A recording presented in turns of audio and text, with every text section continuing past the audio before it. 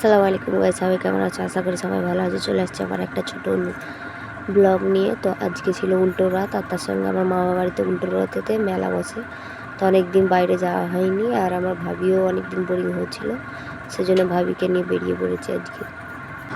ভাবিরা ছিল এবং তার সঙ্গে আমার আন্টিরা ছিল। তো বললো চলো আজকে আমরা মেলা দেখে আসি। তো ফাইনালি আমরা মেলাতে চলে আসছি, আর মেলাতে প্রচণ্ড ভিড় হয়েছিল চারিদিকে। ওদের রথ বলে ওরাও আসছিলো। তো চারিদিকে নানা রকম খেলনা, মাটি থেকে শুরু করে বা তোমার হচ্ছে ফটো থেকে শুরু করে ইত্যাদি ইত্যাদি অনেক জিনিস বসেছিল।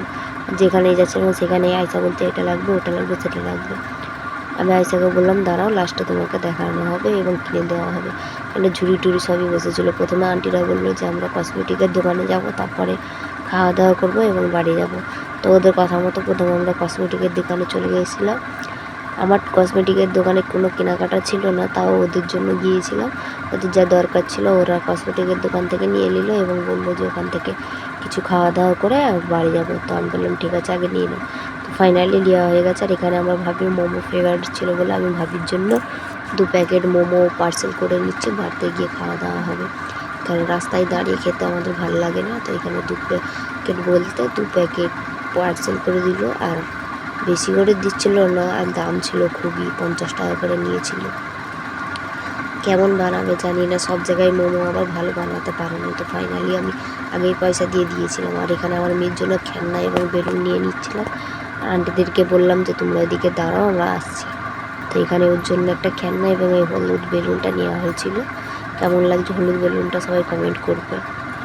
আর এখানে খেলনাটাও নিয়ে হয়ে গেছে এবং ফুচকার দোকানে চলে যাবো, অনেক ভিড় হয়ে যাচ্ছিলো, বাড়ি যাওয়ার টাইম হয়ে গেছে। তো এখানে দেখতে পাচ্ছি সব আন্টিরা গোলভাবে কেমন ফুচকা খাচ্ছে। তো আমাদেরকেও ডেকেছিলো, কিন্তু আমরা রাস্তায় দাঁড়িয়ে খাবো না, বাড়িতে গিয়ে খাবো বলে আমরা এক সাইডে দাঁড়িয়ে আছি এবং আমাদেরটা পার্সেল হবে। ওদের খাওয়া দাওয়ার পরে আর একজনদের লাইন ছিল, তো তারাও খেয়ে নিচ্ছে, তারপরে আমাদের পার্সেল করে দেবে বললো। তো কিছুক্ষণ ওয়েট করার পরে আমাদেরকে পার্সেল করে দিল এবং আমার মায়ের কিছু সামান দরকার ছিল, সেইগুলো আমি নিয়ে নিচ্ছি দোকানে থেকে। মানে আমার মা কাঁথা সেলাই করবে বলে আমাকে সুতো আনতে দিয়েছিল।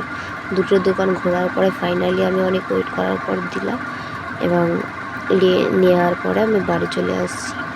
তো যে খেলনাটা কিনেছিল সেটা আমার আব্বুজিকে আমার মেয়ে দেখাচ্ছে। তো আজকের ব্লগটা এতটুকুই। যদি ভালো লাগে লাইক, কমেন্ট, শেয়ার করে দেবে এবং সাবস্ক্রাইব করে দেবে। আজকের ভিডিওটা এতটুকুই।